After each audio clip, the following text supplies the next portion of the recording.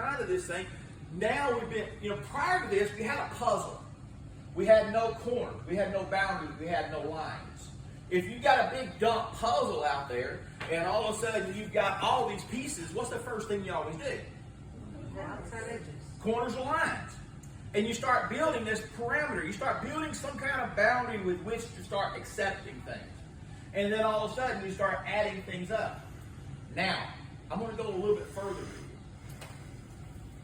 As I was telling AJ, I really question why, if God pulled me away from Freemasonry, why was I there in the first place? If God didn't want me there, then why did he pull me away? One of the stories is that they talk about in the building of the temple. When this temple was destroyed, they rebuilt the temple. Alright, so remember this. When the temple was rebuilt, and talk about it in Nehemiah, under whose authority was the Jews at the time? Where were they at? They were in where? Babylon. Where? And Babylon. Babylon.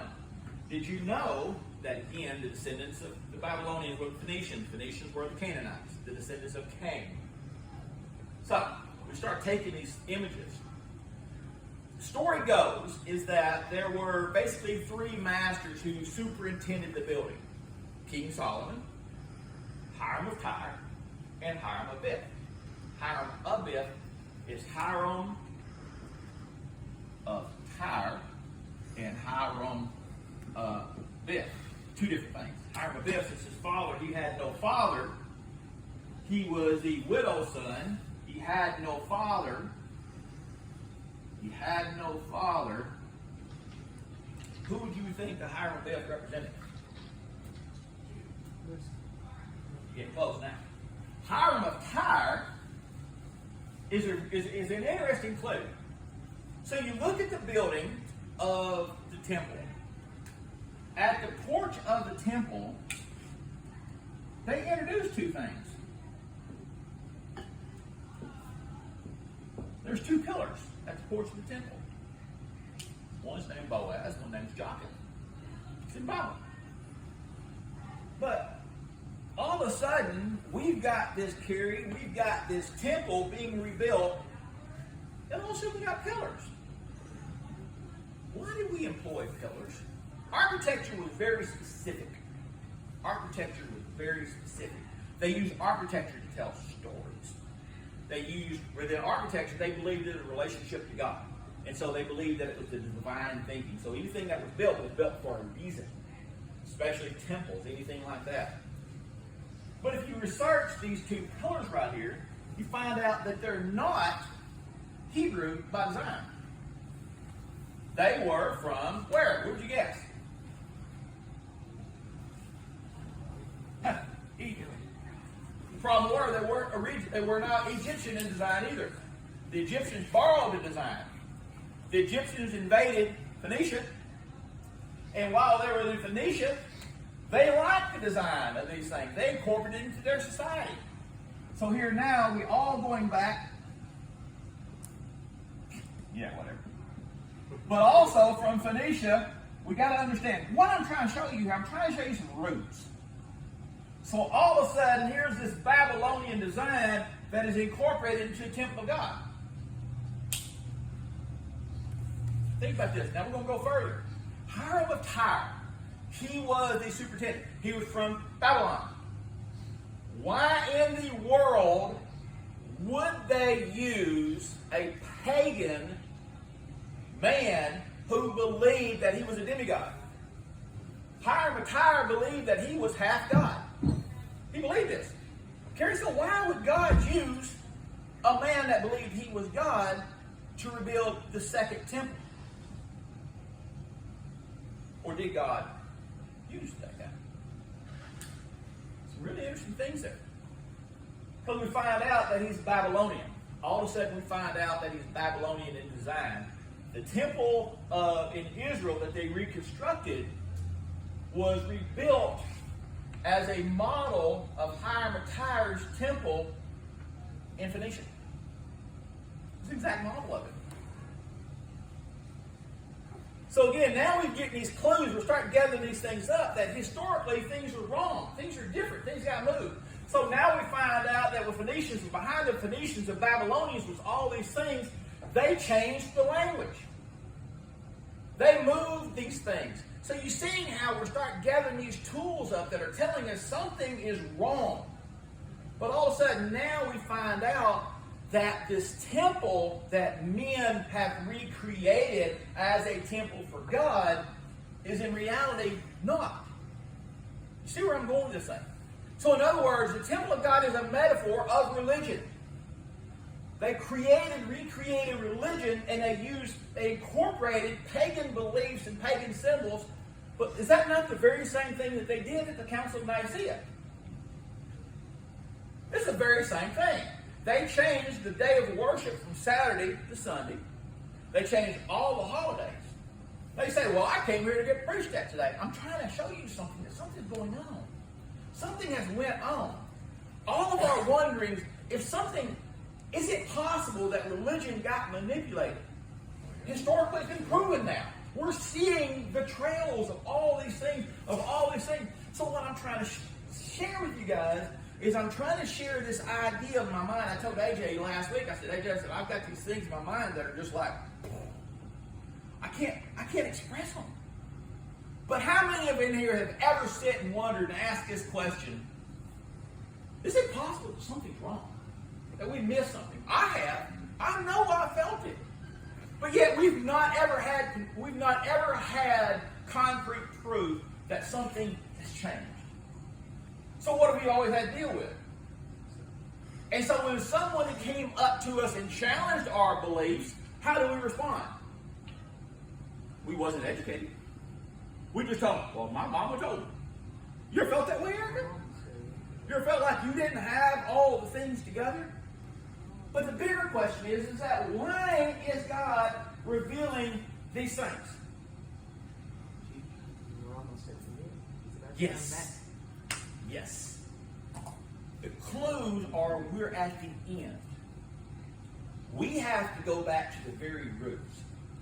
So then if Abram is a person that is our model, and we know that his name's changed from Avram to Abram, that starts telling us something.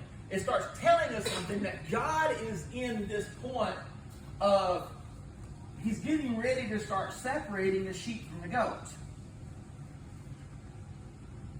We are discovering a method of understanding, even to, I'd be so low to even say we're discovering a hint of the truth. But the Bible says that in the last days He will pour out His Spirit. Do you realize what He was talking about? How He said, I will pour out my understanding. I'm going to pour these things out. He says, it basically goes that as apostasy is poured out, so shall His Spirit. Think about the amount of apostasy. I passed a guy yesterday, a little Kia. Had little horns coming out the side of it. Back of it says, ungodly. There is a whole entire movement of people that because again, they've been alienated from the church because the church told them, this is how it is. This is how you believe. It created this God of these walls. But the problem is we found that the walls that were created are not the real walls.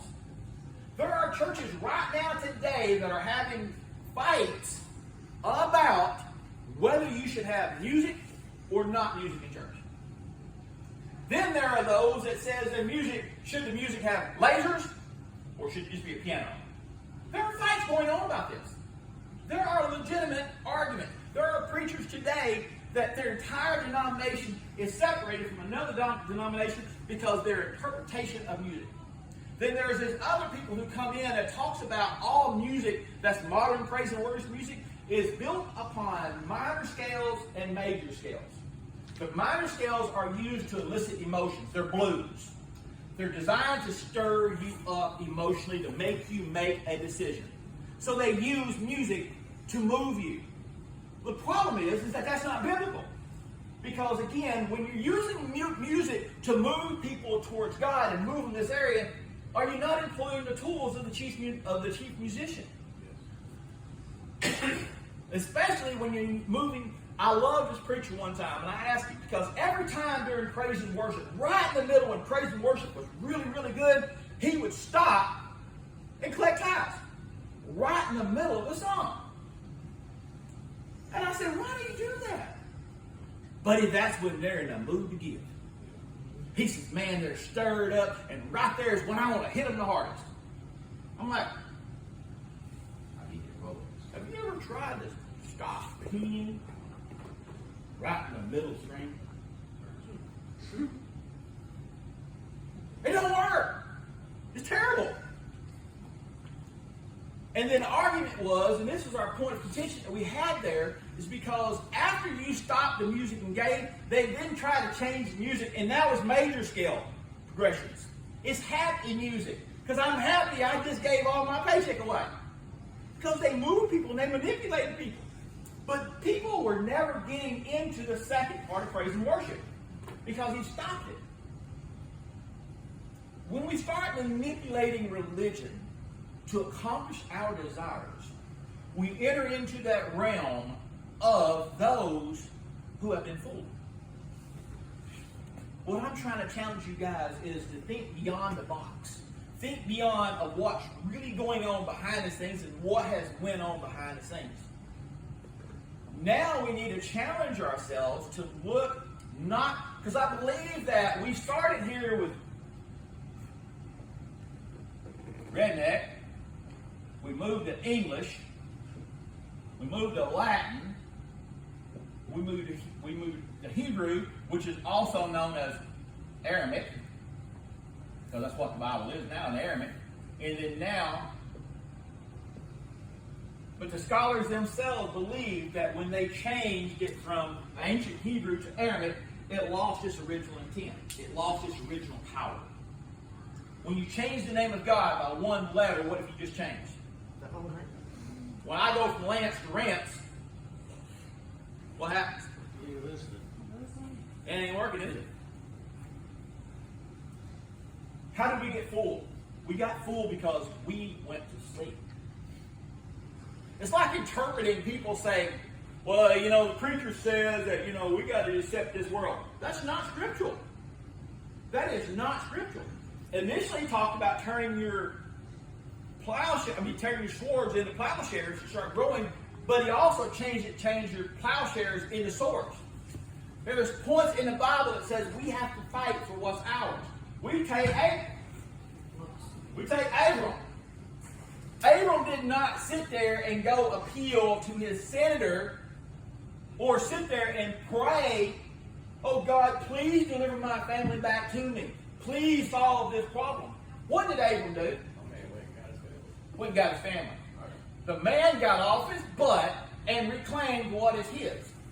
But yet we want to send God to go do all of our things, when in reality, we should be doing the same. So when we talk about pacificism, means we are pacified. We're given what we need to believe, even to the point of religion, where religion pacifies us, because there's this whole debate that was talked about within the New Testament of how they changed things to support the ideology of the time. The whole book, what book was it? I can't remember what's the guy's name. He was a slave. He ran away.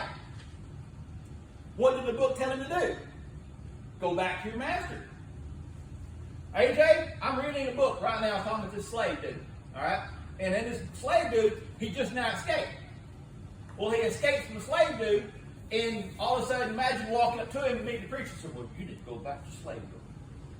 That's easier than crap for somebody who's not enslaved to tell somebody to go back to bondage. But somebody who's in bondage is not going to tell somebody else unless they want company. Are you understanding what's going on? So they talked about it because, again, they said this entire book was written with the effect of causing people to mow. They also said this great debate of why it was taught that we should pray for a better world and accept what's been giving us right now. People talk about that. It's a legitimate thing.